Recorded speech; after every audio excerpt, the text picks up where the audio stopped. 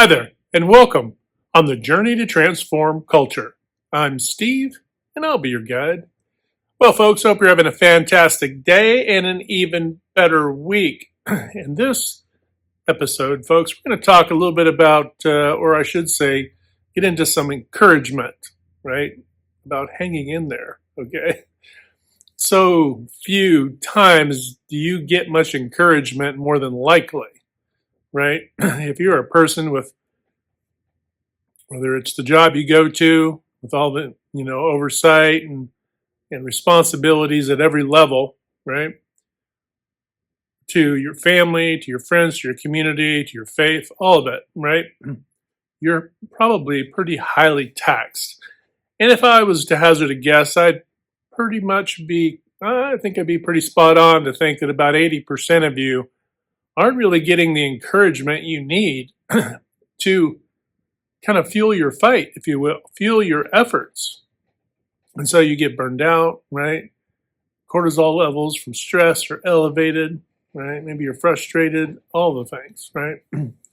Could be health related things, could be many facets to our life, right? That are upset.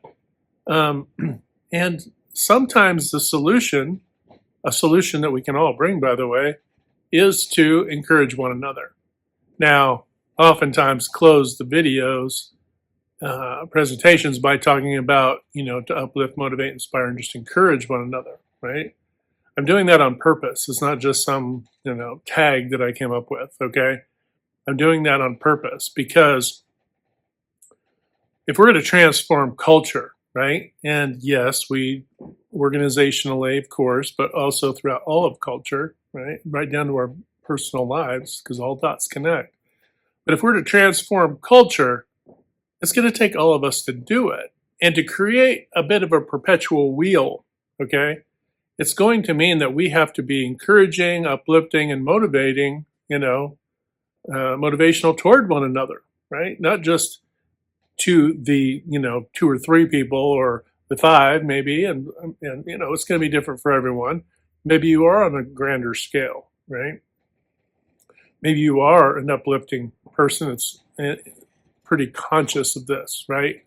But a lot of us can get taxed. Our time and our energy can get taxed to such a degree and such a level. We can get tunnel vision, right, into tracks, and especially the tracks that are creating grief, right, or constraints. It might be that you're signing the kids up for Little League or soccer or this or that or whatever. It could be something as simple as things you're doing, right, for the betterment of your own life and the life of your family and or friends, right? So it doesn't necessarily have to be work related, right?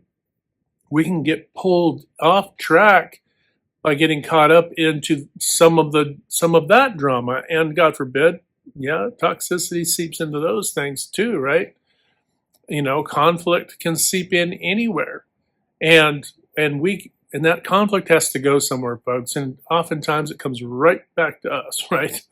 Our mental health, our physical health, all of it, right? Emotional health, right?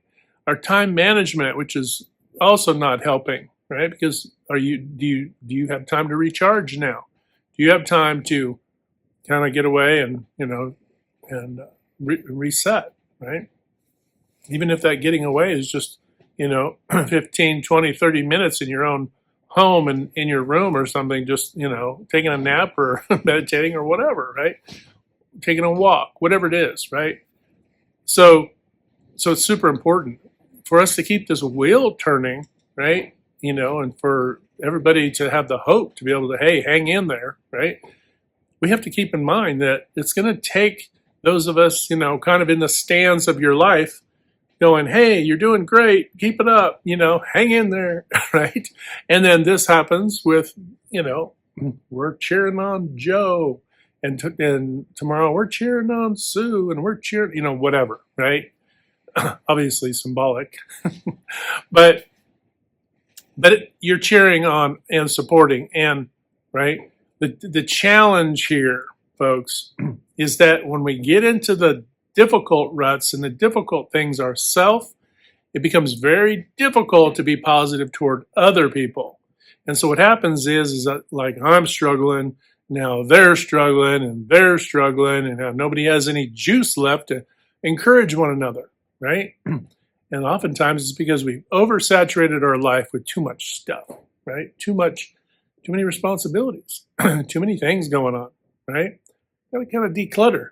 Sometimes this could be maintaining the physical aspects of life. It might be that, you have, not everybody does, but maybe you've got 4 or 5 cars and you're taking care of that, or you've got property, or you've got all of these material possessions and or oversight responsibilities, right? Sometimes it isn't casting all of that away. Sometimes, if you're fortunate enough to have that, sometimes it's delegating, right? Finding ways to smartly delegate some things off, right? But yes, too, a little bit of, housekeeping, house cleaning, to narrow and thin out some of those oversight things. You have a full family, you maybe have a couple pets, and you're already saturated in your life, and then a family member says, hey, I think we should get a horse. Hey, that's a great idea. Well, in the moment, horses are fantastic, by the way, but in the moment, that sounds great. But let's assess where we are right now, right? You guys have this going on and that going on. No. Who's going to take care of the horse, right? Who's going to do and how, right? And now this is just symbolic. It could be anything. It could be, hey, let's get a bigger house, or let's, whatever. Insert thing here, right? So these material-esque oversight responsibilities, right? It might be that you've had 3 or 4 dogs for years and years and years and years. And of course, as all things do, some, will pass away. And your animals pass away and you're down to 2.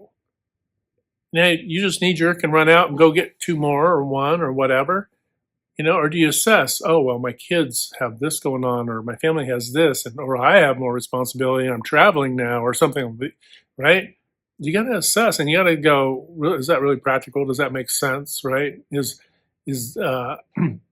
this dependent living being, right, going to have a fulfilling life because I can't give it the attention I once was able to give attention to my animals to that extent? Now I can manage 2, but 4, it's a little more, right? A little much.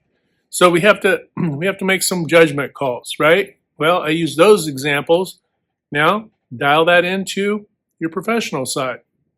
What are you doing on your professional side that is not, it's actually limiting your effectiveness or efficiency, right? You've thrown too much on your plate, and it might be things you've added onto your plate. Maybe you were like, oh, I'll take this and I'll take that, right? You're a overgiver, right? You're a captain overgiver, okay?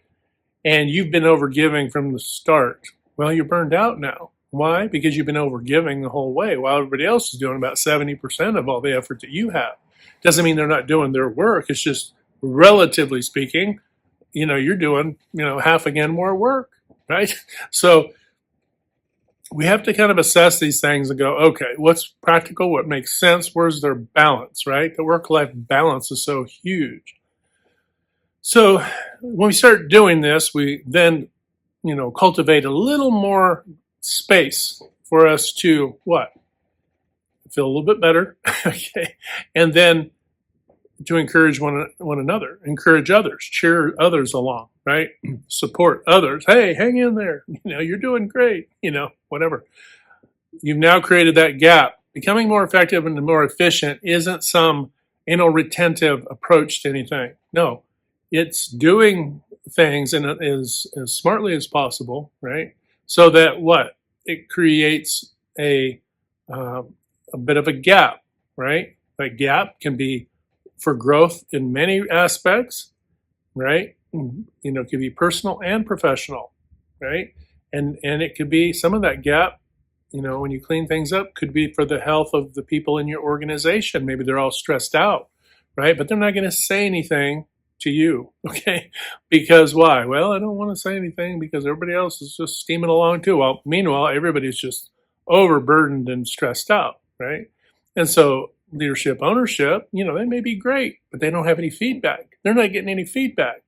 And maybe some feedback they do get is just like people who just, snap. Okay. And so they're going, I don't know what's wrong with so and so, right? Well, turns out, 70% of the rest of the team is also kind of on, in the same camp, but they aren't saying anything. Maybe they're afraid for their jobs and all these things, right? Rational or not, right? It may be applicable. So these are the things we have to keep in mind. We also have to keep in mind too that even though we may encourage others to, hey, hang in there, and we want others to encourage us, we don't want to that negative side when we don't create gaps, right? So that we can kind of lighten our load and kind of get oxygen back into us again and start feeling better about ourselves so we then can help and support others. When we don't do that, what do you think comes out? The derisive and divisive things come, because they're easy. They don't take any investment whatsoever. To say a sharp word or to be kind of a downer or to be very close-minded about, maybe you're trying to innovate at work and there's people who are real close-minded and just kind of, they're the Grinch that stole Christmas, right? Because why? Because they're in that mode.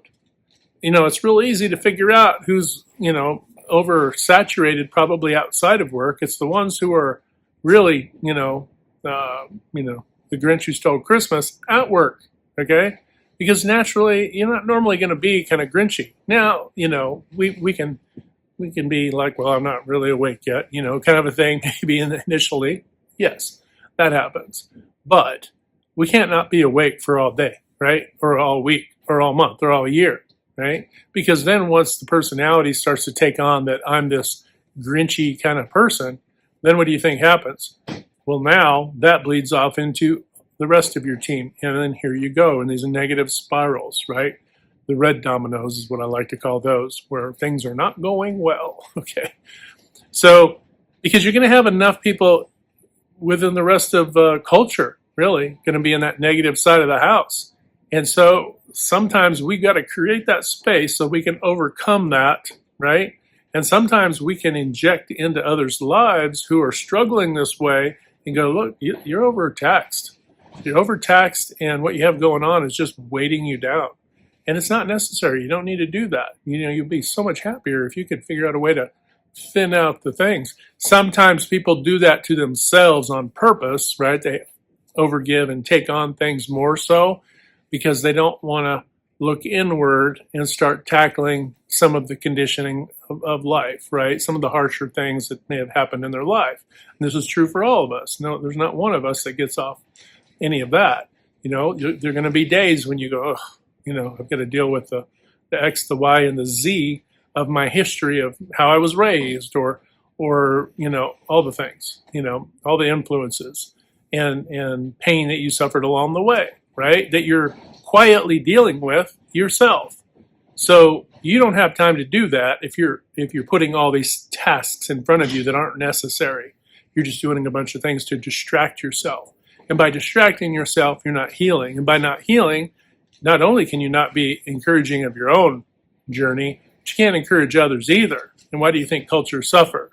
Because we have to get into a perpetual loop, a positive perpetual loop. But once this engine starts to move at a greater clip, then you start to see culture start to shift, folks. That's why it's called Pinnacle Shift. Okay, just come visit me, pinnacleshift.com. I can help out your team. Okay, and helping out your team isn't just for your organization; it's for all of all these dots connect, folks. They emanate outwards toward all of culture and all of the interactions that we have and connections we have in our life, and we want these to be healthy, right? We just do, and we can't get there if we don't work through this stuff. So, and on that note, we'll wrap it up.